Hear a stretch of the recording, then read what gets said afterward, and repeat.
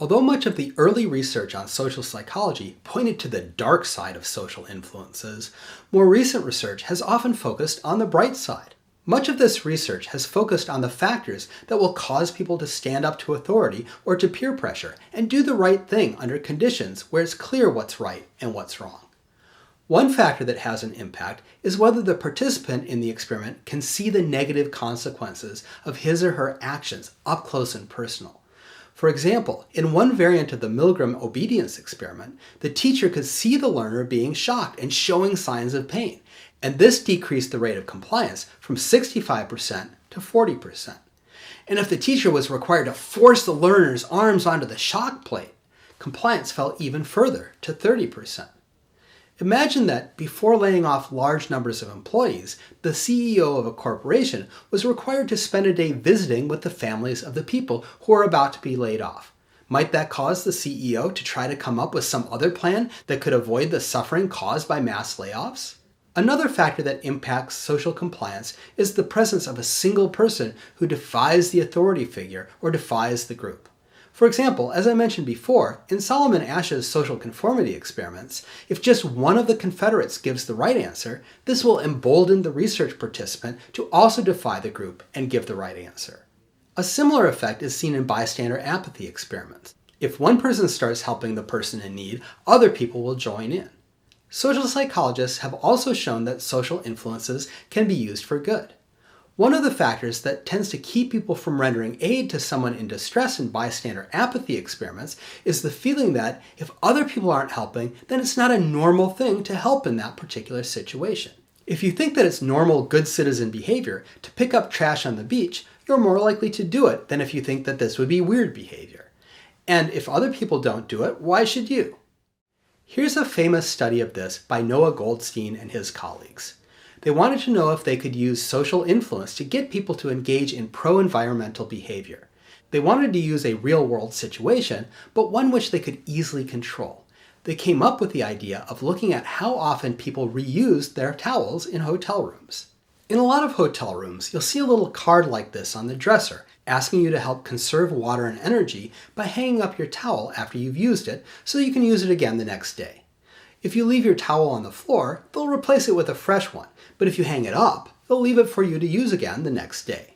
These cards typically try to encourage people to reuse their towels by pointing to the environmental benefits. They say things like, "Thank you for joining the effort to save the environment."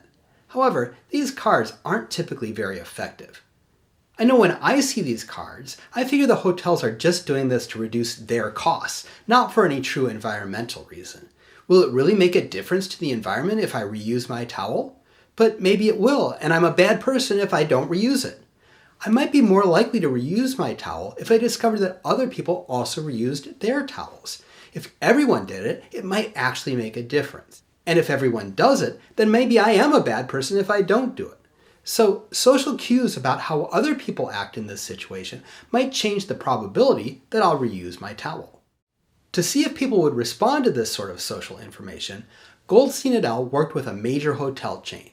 In half of the hotel rooms, they put up a typical sign asking people to reuse their towels and stressing the environmental benefits of doing so. "Help save the environment," it said.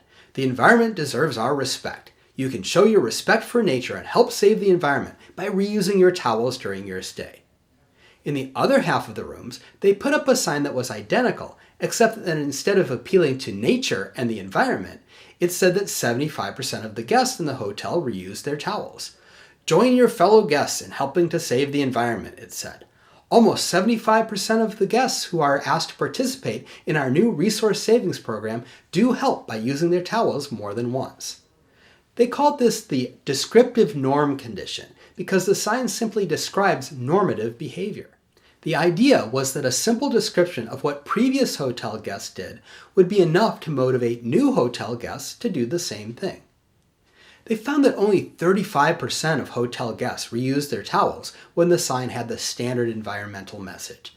However, almost 45% of the guests reused their towels when the sign had the descriptive norm message.